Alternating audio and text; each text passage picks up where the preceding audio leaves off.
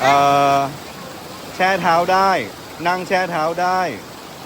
แต่อย่าลงไปในลำธารเดี๋ยวมันลื่น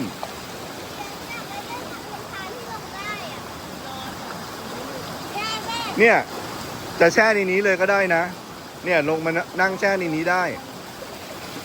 อะไรอ๋อ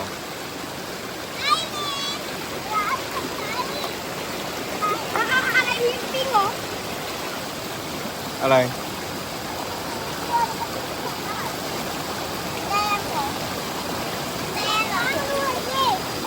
เอ่อจิงโจ้น้ำจิงโจ้น้ำอะไร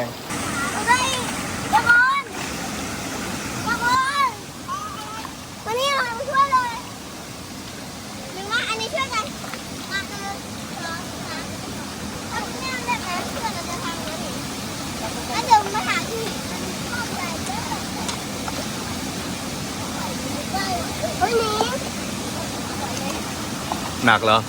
ทับนิ้วเหรอ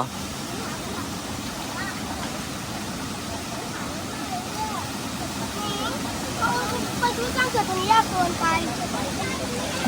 มีตรงนี้ดีกว่าไหมไม่ดีตรงนี้แหละดีกว่าแล้วนี่นะดีตรง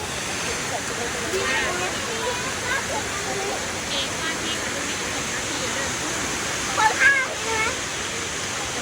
เฮ้ยเอาเร็วๆนะถ้าเกิดตรงนี้น้อง